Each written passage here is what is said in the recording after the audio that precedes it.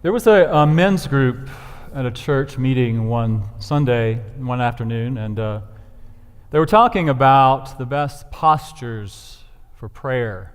They're having this discussion. And one of the guys shared, the best posture for prayer is the traditional on your knees with your hands in the prayer position and head bowed. And another said, no, the best posture is with your arms outstretched, just praying and opening up. Another guy said, well, I think the best posture is prostrate. How to get that word right? Prostrate on the floor with your head against the floor. And another guy, when it came his turn, he piped in and he said, well, guys, as a lineman, the best praying I've ever done was hanging upside down from a power pole.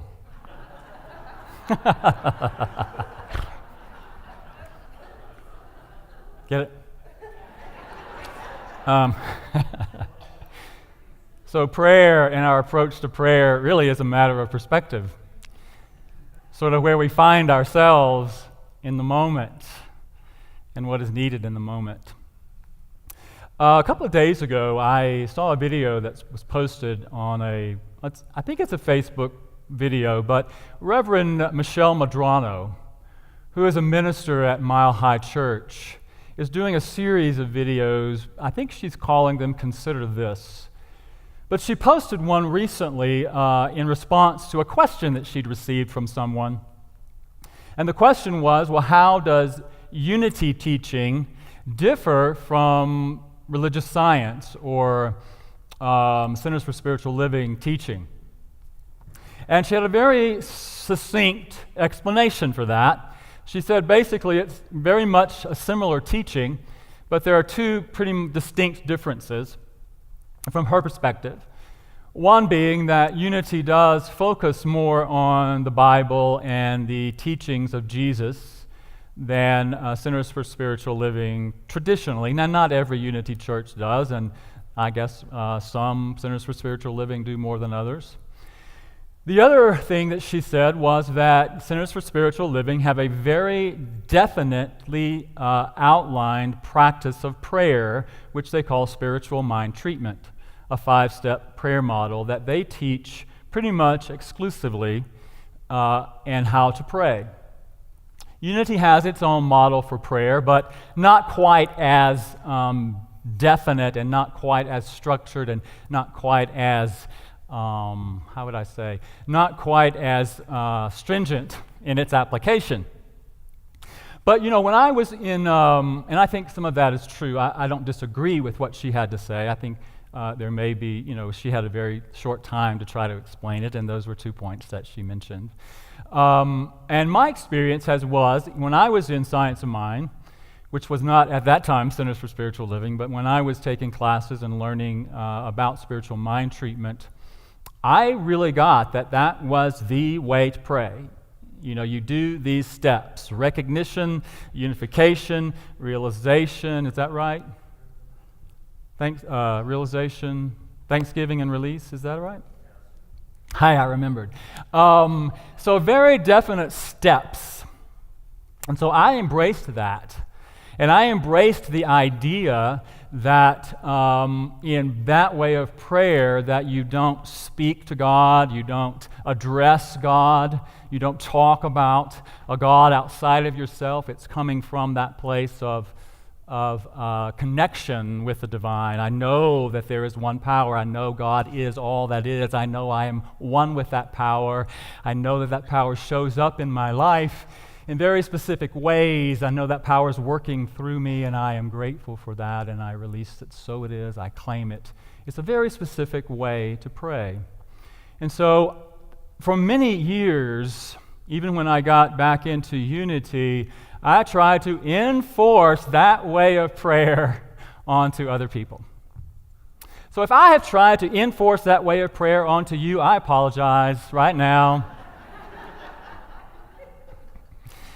Because while I think it is a very effective way to pray, I do think there are many other ways to engage in prayer. and that prayer can be a very powerful process, an intentional process. And so as I've thought more about prayer this past week and even over the past few weeks, because I'm actually going to be assisting with the training for prayer chaplains this year and engaging more fully in that program on an ongoing basis to help with that, maybe add some new things to it and a little more, some energy. And I don't mean a little more energy, but maybe some new ideas into that. And so I've been thinking a lot about prayer. And what I've really gotten to about prayer for me today, again, we're all evolving, we're always changing, we're always growing and learning. And so I think this idea about prayer for me is, it was a joke, but this idea that prayer is our attempt or effort to bridge some perceived space that we believe exists between where we are and where God is. That in some way, wherever we find ourselves, that there's some space that is there, whether it's external or internal, between God and our awareness of God, I would say, in the moment. And so prayer is a way that we engage actively and consciously in order to consciously establish and reestablish a connection with the divine. It's a way I have thought of as either reaching out or reaching in. Reaching out to God wherever we find God, or reaching in to that internal knowing that God is the very essence of me.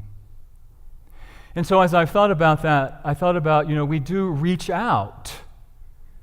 And sometimes we even cry out to God when we find ourselves in places that we cannot possibly fathom or understand, like some of the experiences that Mildred shared with us of physical manifestations, that we feel alone, we feel scared. Like she said, I cried and I prayed. And so in that place, we reach out, I think, to God, some God that shows up to us as energy, as healing, as embracing light and love. We find ourselves in a place of loneliness and despair. When we experience loss of some kind, sometimes we need to reach out to God and say, God, I need comfort. I need some peace. I need to feel and know that I am loved. And so I think we reach out sometimes to God. And I think that is okay. Because wherever we find ourselves, we know that God, that we understand, as we understand God, is there. Sometimes we reach out to God in our anger and our frustration, and that is okay too. Metaphorically, it's like we take whatever we have going on in the moment, whatever that is, and really in this place of prayer, however you see it, is sort of just bringing it all to the altar of God and just saying, I cannot do it on my own. I need to know there is something, some power, some energy that is greater than I can perceive myself to be in this moment. And I need some recognition, some awareness of that. And I do believe when we come to that with great earnestness, that power, that presence, that life is there, and it shows up however we need it to show up. As I've heard many times, God will meet you right where you are. In your anger, in your frustration, in your pain, in your illness, in your loss, in your despair.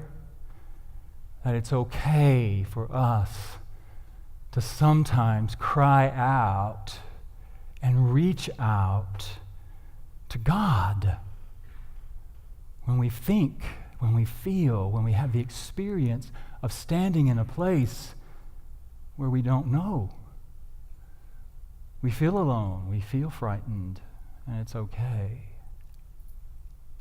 And I do believe really that in its truest sense that the affirmative prayer that Unity teaches and the spiritual mind treatment that Centers for Spiritual Living teaches is also, in a way, it's reaching out.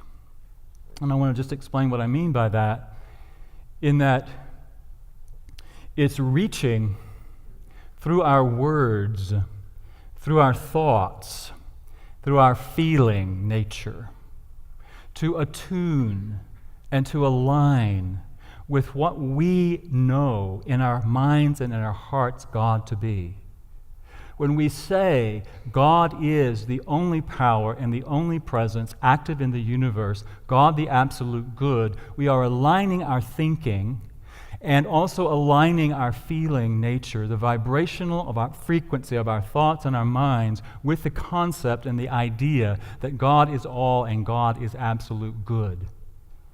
There may be times when we don't know that, we don't believe that. But through our thinking, through our words, we are attuning and aligning. And through our words, through our intention, through our feeling and our thoughts, we are aligning with the nature of the divine that shows up for us as wholeness, that manifests as healing. So in our words, in our thoughts, and our feelings, we are truly, in a way, reaching for an alignment, an awareness, a feeling place, a thinking place of the nature of the divine that we're longing for in the moment. I cried and I prayed. And I think also prayer can be that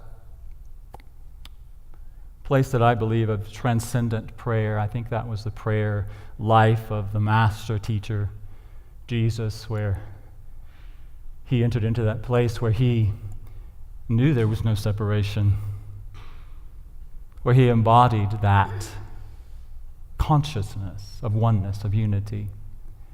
He embodied it. And he said that, as he said, the Father and I are one. Those who have seen me have seen the Father.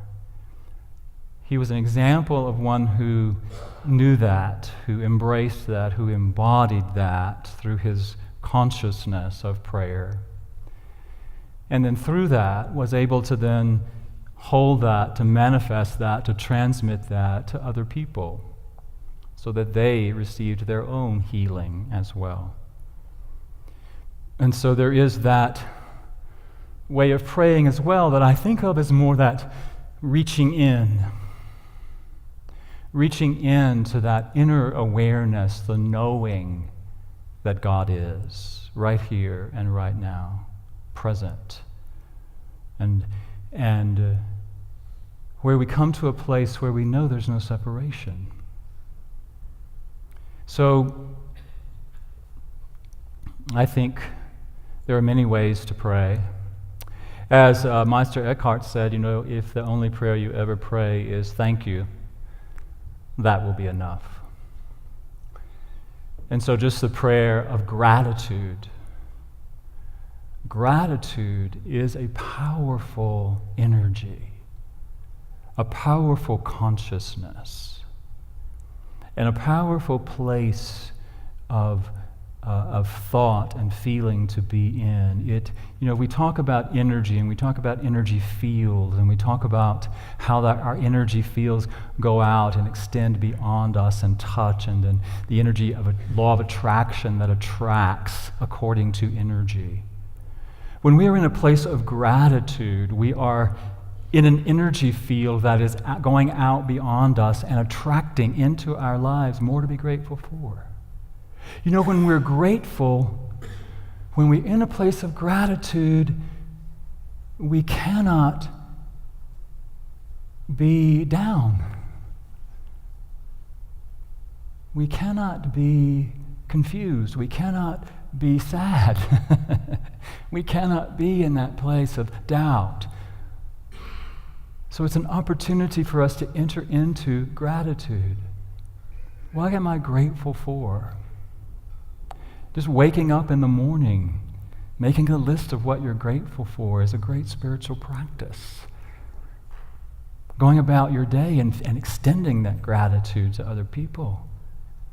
It's a powerful place to be in. But I don't know if I said it earlier in my talk or not, but what I decided was the title of my lesson today, which I sometimes don't really like to give a title. But it was when the prayer becomes the prayer. The prayer is the one who enters into that conscious process of prayer. And I think the prayer is anyone who finds himself or herself in a place of willingness to reach out or reach in, willingness to reestablish that conscious connection with the divine in whatever way that happens for you, whatever works for wherever you find yourself, crying out, calling out, connecting, dear God, or going within and connecting with that presence and that power, knowing I am one in that. And I think it is that place of knowing, of realization that both unity and Centers for Spiritual Living talk about, the place of realization which occurs in the center and the core of our being, where I realize the nature of God, where I realize that I truly am a wonderful, beautiful expression of God. You know, the foundation for the origin of the word prayer comes from the Latin palau, I think is how you would say it, which truly means to know oneself as wondrously made. To know oneself as wondrously made. And when we can look at prayer as an opportunity to know ourselves as a child of God, as an expression of God, as in unity with God, in the embodiment of the divine aspects that we believe God to be, then we can know ourselves as wondrously made. And in that place of knowing ourselves as wondrously made, through as wholeness, as love, as peace, as joy, as all the divine aspects of the divine life that we call God, then we become the prayer itself. We become the embodiment of the prayer itself. And in that, we experience it. We experience the prayer, the prayer, the one who is willing and open and earnest in establishing that connection, the reconnection, the reaffirmation, becomes the essence of what is being prayed for in body, in mind, and spirit.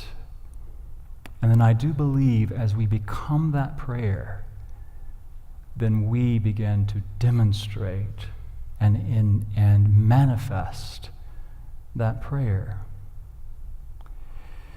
And so, I would just invite you, all of you, if you are interested in exploring prayer more and you're interested in holding others in this space, this consciousness, to consider coming to the orientation next week to become a prayer partner, a prayer chaplain, one who is willing to be with another.